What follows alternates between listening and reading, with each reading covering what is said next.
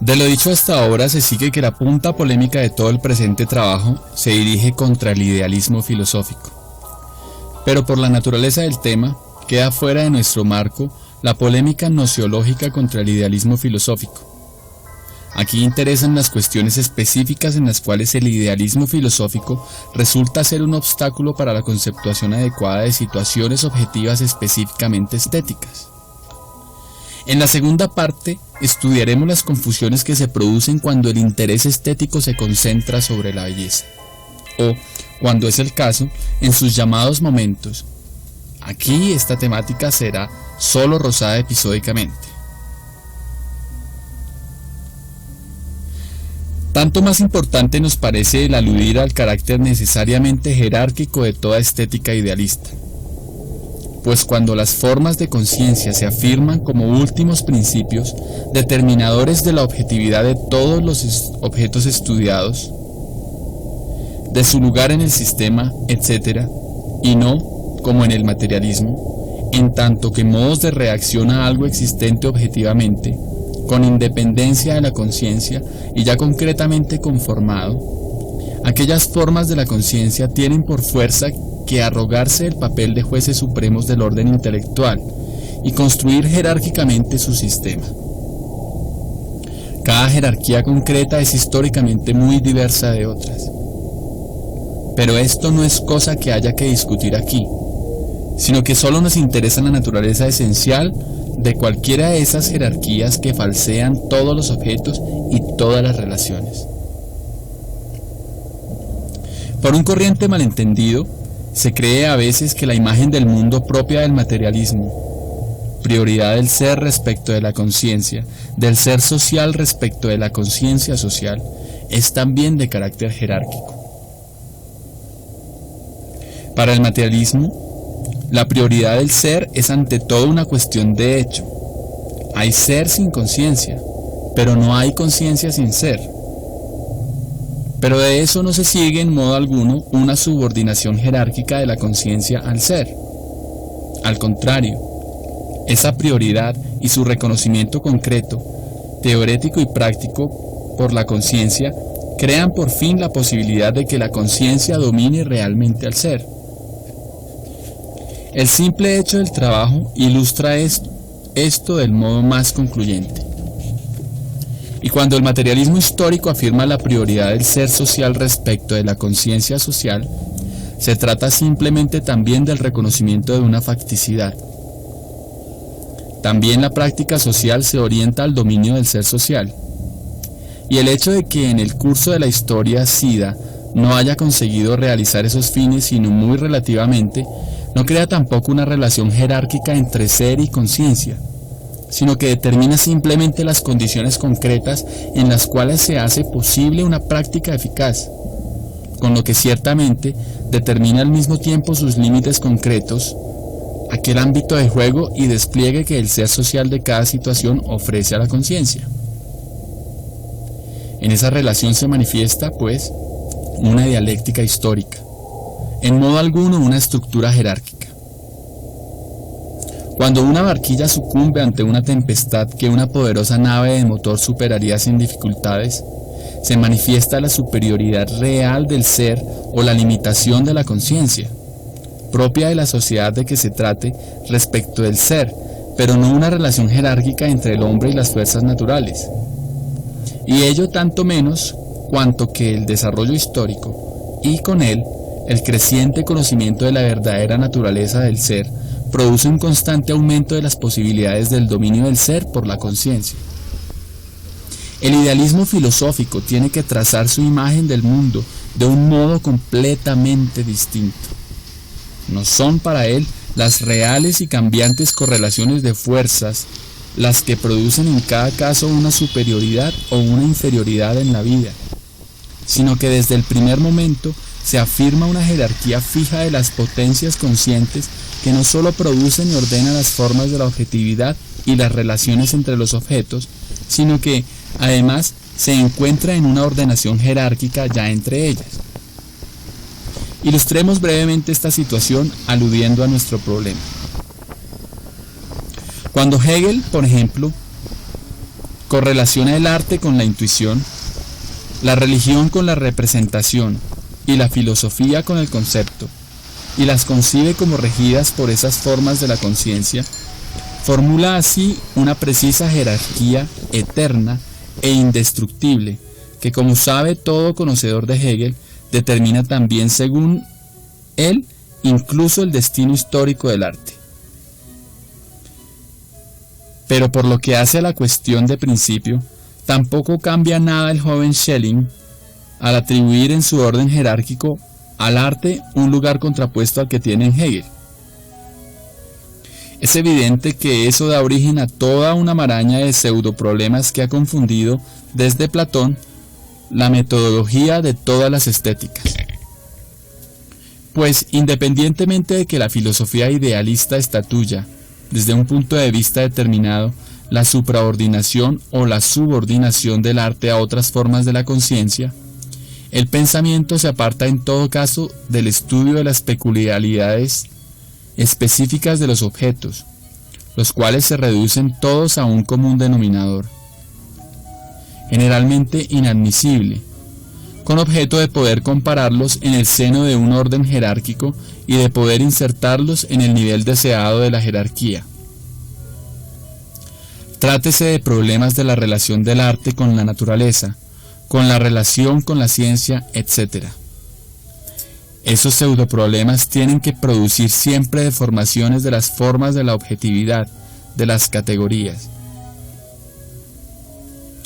La significación de la ruptura así realizada con todo idealismo filosófico se manifiesta aún más claramente en sus consecuencias cuando concretamos ulteriormente nuestro punto de partida materialista, a saber, cuando concebimos el arte como un peculiar modo de manifestarse el reflejo de la realidad, modo que no es más que un género de las universales relaciones del hombre con la realidad, en las que aquel refleja a ésta. Una de las ideas básicas decisivas de esta obra es la tesis de que todas las formas de reflejo, de las que analizamos ante todo la de la vida cotidiana, la de la ciencia y la del arte, reproducen siempre la misma realidad objetiva. Este punto de partida, que parece obvio y hasta trivial, tiene amplias consecuencias. Como la filosofía materialista no considera que las formas de la objetividad, las categorías correspondientes a los objetos y a sus relaciones, sean productos de una conciencia creadora, como hace el idealismo, sino que ve en ellas una realidad objetiva existente con independencia de la conciencia, todas las divergencias y hasta contraposiciones que se presentan en los diversos modos de reflejo tienen que desarrollarse en el marco de esa realidad material y formalmente unitaria. Para poder conceptuar la complicada dialéctica de esa unidad de la unidad y la diversidad, hay que empezar por romper con la difundida noción de un reflejo mecánico, fotográfico. Si tal fuera el fundamento sobre el cual crecieran las diferencias, entonces todas las formas específicas deberían ser deformaciones subjetivas de esa única reproducción auténtica de la realidad. O bien, la diferenciación sería de un carácter secundario, en absoluto espontáneo, sino consciente e intencionado. La infinitud intensiva y extensiva del mundo objetivo impone, empero, a todos los seres vivos, y ante todo al hombre, una adaptación, una selección inconsciente en el reflejo. Esta selección, sin perjuicio de su carácter fundamentalmente objetivo, tiene una componente subjetiva ineliminable, la cual está condicionada de un modo meramente fisiológico al nivel animal, y en el hombre, además, de un modo social.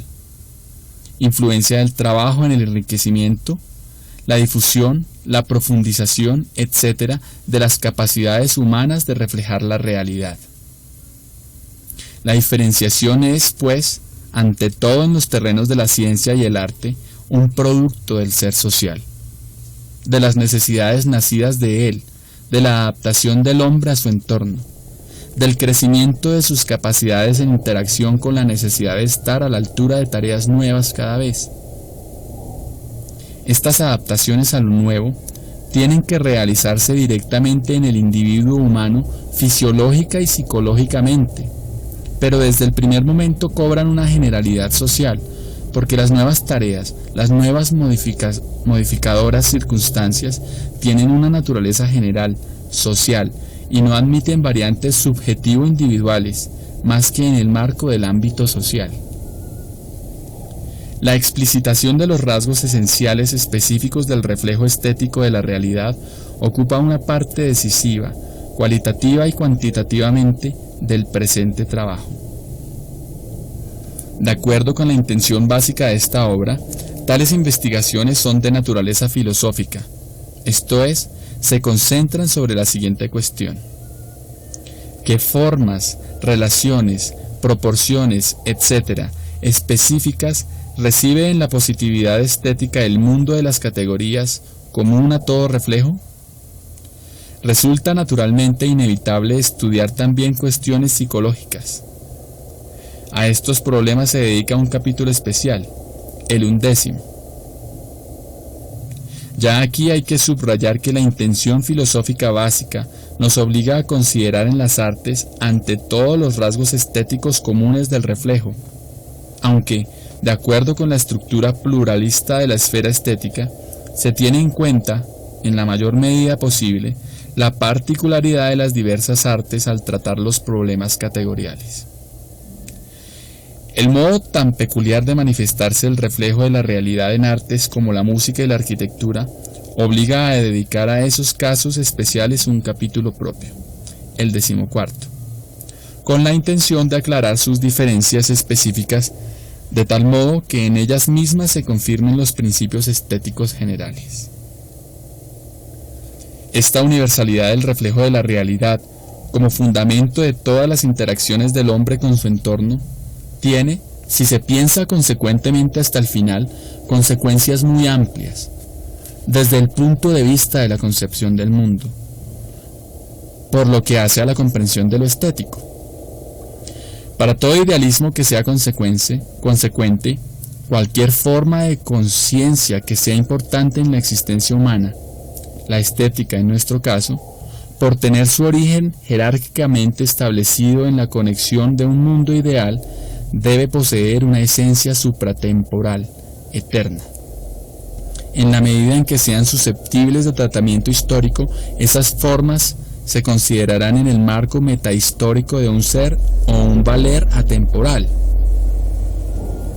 Pero esta posición aparentemente metodológico-formal muta inevitablemente en una posición de contenido, en elemento de concepción del mundo, pues de ella se sigue necesariamente que lo estético, tanto lo productivo cuanto lo receptivo, pertenece a la esencia del hombre, ya se determine ésta desde el punto de vista del mundo ideal o desde el del espíritu del mundo, antropológica u ontológicamente. Nuestra consideración materialista tiene que ofrecer una estampa completamente diversa. La realidad objetiva que se manifiesta en los diversos modos del reflejo está sometida a cambio ininterrumpido y, además, este cambio presenta direcciones muy determinadas, líneas de desarrollo. La realidad misma es histórica según su esencia objetiva. Las determinaciones históricas, de contenido y formales, que aparecen en los diferentes reflejos son, según eso, aproximaciones más o menos adecuadas a este aspecto de la realidad objetiva. Pero una auténtica historicidad no puede consistir en una mera alteración de contenidos en formas inmutables con categorías no menos inalterables. Precisamente, el cambio de los contenidos tiene que influir necesariamente en las formas, modificándolas. Tiene que acarrear ciertos desplazamientos de funciones en el sistema categorial y, a partir de cierto nivel, incluso transformaciones propiamente dichas. La desaparición de viejas categorías y la aparición de otras nuevas. La historicidad de la realidad objetiva tiene como consecuencia una determinada historicidad de la doctrina de las categorías. Sin duda, En este contexto hay que estar muy atentos para no confundir transformaciones objetivas con transformaciones subjetivas. Pues, aunque pensamos que también la naturaleza tiene que concebirse, en última instancia históricamente, las etapas de esta historia de la naturaleza son de tan grandes dimensiones temporales que sus transformaciones objetivas apenas cuentan para la ciencia. Tanto más importante es, naturalmente, la historia subjetiva de los descubrimientos de objetividades, relaciones, conexiones categoriales. Solo en biología ha podido establecerse un punto de inflexión en el origen de las categorías objetivas de la vida, por lo menos en la parte conocida del universo, y, con ello, una génesis objetiva. La situación es cualitativamente diversa cuando se trata del hombre y de la sociedad humana. Aquí hay, sin duda, constantemente génesis de concretas categorías y de conexiones categoriales que no pueden deducirse simplemente de la mera continuidad del proceso ocurrido hasta unas y otras, cuya génesis, por tanto, plantea especiales exigencias al conocimiento. Pero el separar la investigación histórico-genética del análisis filosófico del fenómeno surgido en cada caso daría lugar, si se hiciera con pretensión metodológica, a una deformación de los hechos verdaderos. La verdadera estructura categorial de cada fenómeno de esta clase está vinculada del modo más íntimo con su génesis. Solo es posible mostrar de un modo completo y en su proporcionalidad correcta la estructura categorial si se vincula orgánicamente el análisis temático con la aclaración genética. La deducción del valor al comienzo del Capital de Marx es el ejemplo modélico de este método histórico sistemático. Esta obra intenta realizar esa vinculación de los dos aspectos en sus exposiciones concretas acerca del fenómeno básico de lo estético y en todas sus ramificaciones en cuestiones de detalle.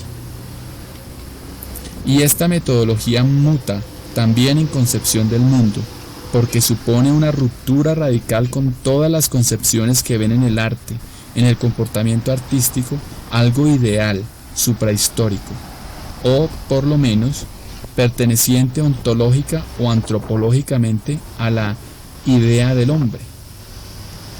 Del mismo modo que el trabajo, que la ciencia y que todas las actividades sociales del hombre, el arte es un producto de la evolución social, del hombre que se hace hombre mediante su trabajo.